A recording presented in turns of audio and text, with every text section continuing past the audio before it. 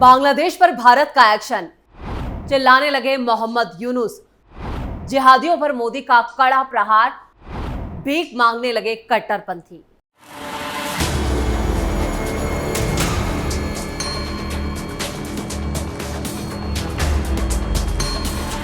नमस्कार, आप सभी का बहुत बहुत स्वागत है। आप देख रहे हैं स्पेशल स्टोरी। मैं हूं परवीन शेख। पाकिस्तान की कब्र खोदने के बाद अब भारत ने बांग्लादेश के खिलाफ बड़े एक्शन की शुरुआत कर दी है।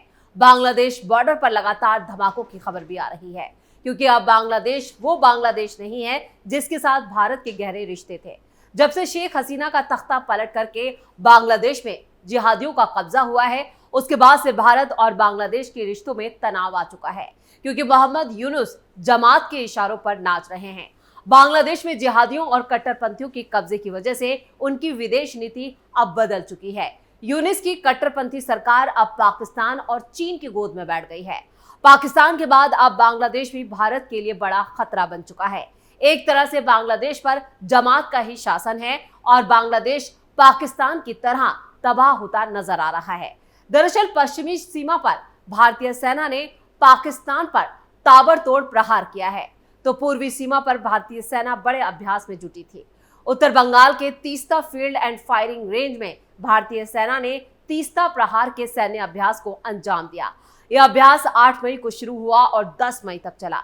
इस अभ्यास में कॉम्बैट सिनर्जी को परखा गया। इस अभ्यास में फाइटिंग आर्म्स और सपोर्ट आर्म्स ने एक साथ हिस्सा लिया और समन्वय को परखा गया। पैदल सेना, artillery, tank, mechanised infantry, para special force, army aviation, engineers और सिग्नल कोर सभी ने अपनी तैयारियों को धार दी।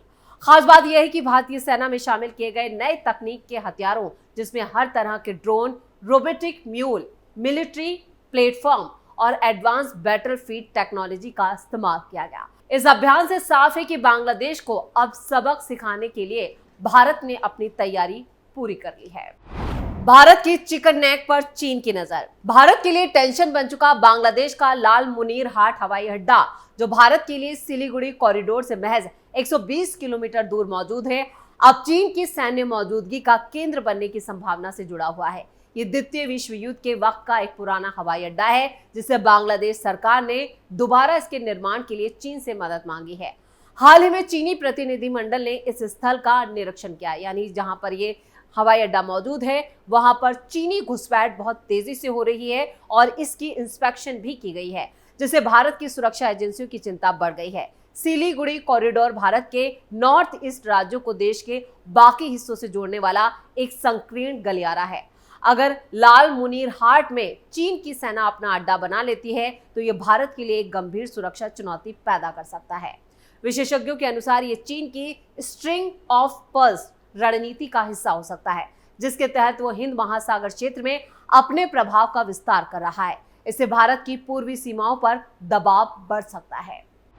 बांग्लादेश की बदलती विदेश नीति। मोहम्मद यूनुस की सरकार के तहत बांग्लादेश ने चीन और पाकिस्तान के साथ अपने रक्षा रिश्तों को मजबूत किया है। हाल ही में बांग्लादेशी पायलटों को पाकिस्तान भेजकर JF-17 लड़ाकू विमानों की ट्रेनिंग दी गई, जो चीन और पाकिस्तान के जॉइंट ऑपरेशन के तहत किया गया, यानी संयुक्त रूप से इसे विकसित किया गया। इसके अलावा चीन ने बांग्लादेश को उपग्रह, मिसाइल प्रणाली और दूसरे रक्षा उपकरणों की आपूर्ति की है, यानी इसमें डिफेंस जो एयरक्राफ्ट है वो भी शामिल बताए जा रहे हैं, जिससे भारत की टेंशन जरूर बढ़ी है। लेकिन अब भारत ने बांग्लादेश को सबक सिखाने की भी तैयारी की है। भारत ने तेजी से बदलते हालातों को गंभीरता से लिया और उस पर ध्यान दिया। अपनी सुरक्षा रणनीतियों को दोबारा इसका मूल्यांकन किया है। विशेषज्ञों का मानना है कि भारत को अपनी सैन्य तैयारियों को मजबूत करना चाहिए और बांग्लादेश के साथ कूटनीतिक बातचीत को बढ़ाना चाहिए, ताकि इस हालात का शांतिपूर्ण तरीके से समाधान निकाला जा सके। लाल मुनीर हाट हवाई अड्डे के दोबारा निर्माण और चीन की संभावित सैन्य मौजूदगी से जुड़ी गतिविधियां भारत के लिए एक महत्वपूर्ण सुरक्षा चुनौती तो पेश करती हैं। इससे निपटने के लिए भारत को अपनी रक्षा नीति और कूटनीतिक प्रयासों को और ज्यादा मजबूत करना होगा। बांग्लादेश के खिलाफ भारत का बड़ा प्लान तैयार। देश के नॉर्थ ईस्ट के राज्यों में कनेक्टिविटी के लिए अब बांग्लादेश पर भी निर्भर नहीं रहना होगा। केंद्र सरकार ने समुद्र के रास्ते इन राज्यों को भारत से जोड़ने की एक ऐसी योजना बनाई है जिससे बांग्लादेश की नींद उड़ चुकी है, यानी ये एक अनूठी योजना है जिससे बांग्लादेश पर शिकंजा कसेगा और इससे यूनुस को बहुत तगड़ा झटका लगना तय माना जा रहा है। दरअसल मेघालय के शिलोंग से असम के सिलचर तक एक जो प्रस्तावित राजमार्ग है, म्यांमार में एक प्रमुख मल्टी मॉडल परिवहन परियोजना का विस्तार बन जाएगा, जिसे नॉर्थ ईस्ट के राज्यों में यहाँ पे कोलकाता के बीच समुद्र के रास्ते को एक वैकल्पिक संपर्क कायम होगा। ये परियोजना बांग्लादेश की अंतरिम सरकार के मुख्य सलाहकार मोहम्मद यूनुस की इस मार्च में बीजिंग में की गई टिप्पणी का जवाब है। जो बयान उन्होंने बीजिंग में दिया था, उसका मुंहतोड़ जवाब भारत ने दिया है। बताया ये भी जा रहा है कि नॉर्थ ईस्ट भारत की जमीन से घिरा हुआ है और ढका हुआ है। इस पूरे इलाके के लिए महासागर एक ही संरक्षक है। उन्होंने ये भी बात आपको बता दें कि इस इलाके में चीनी अर्थव्यवस्था को बढ़ाने की मांग करते हुए यूनुस ने कहा था कि आप यहां पर अपना विस्तार बढ़ाएं, यानी यहां पर विकास कार्यों को अंजाम दें। तो जो बयान यूनुस ने दिया था बीजिंग में, अब उसी बयान के जवाब में भारत सरकार ने भी यहां पर पलटवार किया है। यूनुस की घटिया बयानबाजी। इस बयानबाजी के कुछ दिनों बाद 4 अप्रैल को यूनुस ने बैंकॉक में बिम्स्टेक शिखर सम्मेलन के दौरान प्रधानमंत्री नरेंद्र मोदी से मुलाकात की थी। विदेश मंत्रालय ने कहा कि मोदी ने यूनुस से कहा है कि वातावरण को खराब करने वाली बयानबाजी से बचना चाहिए, यानी आपसी रिश्तों को समझना होगा और यहाँ पर इस तरह की उकसावे वाली रणनीति नहीं अपनाने को कहा। बताया जा रहा है कि शिलोंग के पास मावली खुंगा में सिलचर के पास पंचग्राम तक NH6 पर 166.8 किलोमीटर लंबा 4 लेन का राजमार्ग उत्तर पूर्व में पहला हाई स्पीड कॉरिडोर प्रोजेक्ट है। इसे सड़क परिवहन और राजमार्ग मंत्रालय के लिए यहाँ पर NHIDCL के जरिए बनाया जा रहा है और इसके लिए 2030 तक का तैयार करने का पूरा प्लान तैयार है। उम्मीद की जा रही है कि 2030 तक ये बनकर तैयार हो जाएगा। Kaladan multi modal transit transport परियोजना। दूसरी तरफ म्यांमार में Kaladan multi modal transit transport परियोजना को भी विदेश मंत्रालय से फंडिंग दी जा रही है। ये कोलकाता बंदरगाह को राखीन राज्य के कलादान नदी पर मौजूद सितवे बंदरगाह से जोड़ता है और इसके अलावा सितवे बंदरगाह एक अंतर्देशीय जलमार्ग के जरिए म्यांमार के पलेतवा से और एक सड़क के जरिए से मिजोरम के जोरिनपुई से जुड़ता है। NHIDCL इस परियोजना को जोरिनपुई से लोंग तलाई होते हुए मिजोरम के आइजोल तक ले जाएगी और ये न सिर्फ नॉर्थ ईस्ट में पहला हाई स्पीड कॉरिडोर है, बल्कि पहाड़ी इलाके में भी इस तरह की पहली परियोजना है। शिलोंग सिलचर महत्वपूर्ण है क्योंकि सिलचर मिजोरम, त्रिपुरा और मणिपुर के साथ साथ असम के बराक घाटी इलाके को जोड़ने के लिए एक एंट्री पॉइंट है और इसी तरह से ये पूरे नॉर्थ ईस्ट के लिए एक प्रमुख संपर्क लिंक बन जाएगा, यानी यहाँ से कनेक्टिविटी बेहतर हो जाएगी और इस इलाकों को भारत के एक्ट ईस्ट नीति के प्रवेश द्वार के रूप में विकसित करने के लिए एक महत्वपूर्ण मील का पत्थर भी माना जा रहा है और ये एक बड़ी भूमिका भी आने वाले भारत की जो विदेश नीति है उसमें निभाने वाला है। बांग्लादेश पर निर्भरता पूरी तरह से खत्म। कलादान परियोजना की मदद से विजांग और कोलकाता से माल जो है वो बांग्लादेश पर निर्भर हुए बिना नॉर्थ ईस्ट तक पहुंच जाएगा। हाई स्पीड कॉरिडोर के बाद सड़क के जरिए से जो माल का परिवहन है वो सुनिश्चित होगा, जिससे इलाके में आर्थिक गतिविधियों को बढ़ावा मिलेगा, यानी कारोबार और मजबूत होगा और माल पहुंचाने के लिए अब बांग्लादेश पर निर्भर नहीं रहना पड़ेगा।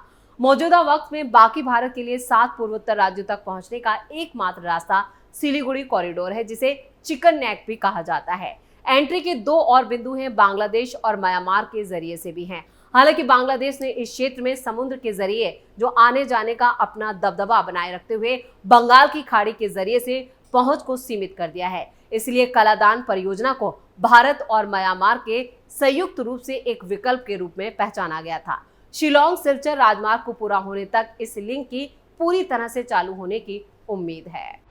मोहम्मद यूनुस की उल्टी गिनती शुरू। इधर बांग्लादेश नेशनल पार्टी के अध्यक्ष खालिदा जिया के सलाहकार रहे जैनुल आबदीन फारूक ने 17 मई को नेशनल प्रेस क्लब में जातीयवादी तोरण दल की केंद्रीय समिति की तरफ से एक कार्यक्रम में मोहम्मद यूनुस को बड़ी चेतावनी दे डाली है। ढाका ट्रिब्यून की रिपोर्ट के मुताबिक नेशनल प्रेस क्लब में इस परिचर्चा कार्यक्रम में बोलते हुए खालिदा जिया के सलाहकार ने कहा कि मैं बांग्लादेश की अंतरिम सरकार के मुख्य सलाहकार डॉक्टर मोहम्मद यूनुस से ये अपील करता हूं कि जनता का जो गुस्सा है उसे बढ़ने से पहले देश में चुनाव करा लिए जाएं। जल्द से जल्द चुनाव कराए जाएं। इस योजना में देश में शीघ्र चुनाव कराने और राज्य के दोबारा पुनर्गठन के लिए BNP के जो अध्यक्ष हैं उनकी तरफ से 31 सूत्रीय रूपरेखा का एक कार्यक्रम भी दिया गया, मतलब एक पूरी जो प्लान है वो तैयार किया गया है और इसकी एक कॉपी भी दी गई। जैनुल आबदीन फारूक ने कहा है कि इस देश के लोगों को मोहम्मद यूनुस से काफी उम्मीदें और वो चाहते हैं कि जल्द से जल्द चुनाव कराया जाए। साथ ही ये भी कहा कि चुनाव कराने के लिए अंतरिम सरकार के मुखिया को अगले कुछ ही दिनों में देश की जनता को सब कुछ साफ साफ बताना होगा। यानी मोहम्मद यूनुस की मुश्किलें अभी तो और बढ़ने वाली हैं। मोहम्मद यूनुस को भी यहाँ पर संबोधित करते हुए जैनुल आबदीन फारूक ने कहा कि हमें आप पर गर्व है और उस गर्व को मत तोड़िए। नदियां चट्टानों से टकराए बिना अपना रास्ता नहीं बदलती, इसलिए लोगों का गुस्सा बढ़ जाए और वो आपके खिलाफ हो जाएं, उससे पहले चुनाव करा दीजिए। बीएनपी के सीनियर नेता जैनुल आबदीन फारूक ने यह भी आरोप लगाया कि सरकार चुनाव कराने में हिचकिचा रही है। उन्होंने 1991 में जस्टिस शहाबुद्दीन अहमद की तरफ से चुनाव कराने की मांग की। फारूक ने अपने भाषण के दौरान कॉरिडोर के मुद्दे को लेकर भी सवाल उठाए और भारत के प्रधानमंत्री नरेंद्र मोदी की तीखी आलोचना की। नेशनल प्रेस क्लब में आयोजित परिचर्चा की अध्यक्षता जातीयवादी तोरण दल के अध्यक्ष मोहम्मद अबू बकर सिद्दीकी ने की। इस दौरान बीएनपी के संयुक्त महासचिव अब्दुल सलाम आजाद, धार्मिक मामलों के सचिव मोहम्मद रफीकुल इस्लाम जमाल और संगठन के महासचिव अमीनुल इस्लाम भी मौजूद रहे। यानी कुल मिलाकर बांग्लादेश जो है न सिर्फ इंटरनली बल्कि बाहरी तौर पर भी अब जूझ रहा है। इंटरनली तौर पर देखें तो पाकिस्तान के बाद बांग्लादेश भी पूरी तरह से अस्थिर हो गया है। जब से जमात का बांग्लादेश पर कब्जा हुआ है, जब से कट्टरपंथियों और जिहादियों ने बांग्लादेश पर, उसकी सत्ता पर और कठपुतली सरकार मोहम्मद यूनुस पर कब्जा किया है, तब से वहां के हालात बद से बदतर होते जा रहे हैं। और इधर भारत की तरफ से भी बांग्लादेश पर कई तरह की आर्थिक प्रतिबंध लगा दिए गए हैं, जिससे वहां पर जो कारोबार है वो बहुत तेजी से नीचे गिरा है। उसका शेयर मार्केट भी लुढ़क गया है और जो कपड़े के कारोबार के बलबूते पर बांग्लादेश बहुत तेजी से आगे बढ़ रहा था, अब वो भी पूरी तरह से ठप हो चुका है। यानी बांग्लादेश ने भी अपनी कब्र खुद खोद ली है। अब भारत भी उस पर जिस तरह का एक्शन ले रहा है, उससे आने वाले दिनों में उसकी दिक्कतें और बढ़ेंगी। यानी अगर उसने और ज्यादा चीन के साथ नजदीकियां बढ़ाई और पाकिस्तान के साथ अपने रिश्तों को मजबूत किया तो ये बांग्लादेश के लिए घातक साबित होगा। तो स्पेशल स्टोरी में इतना ही। वीडियो कैसा लगा कमेंट करके अपनी राय जरूर दें। वीडियो को लाइक करें, शेयर करें और कैपिटल टीवी को सब्सक्राइब जरूर करें। धन्यवाद।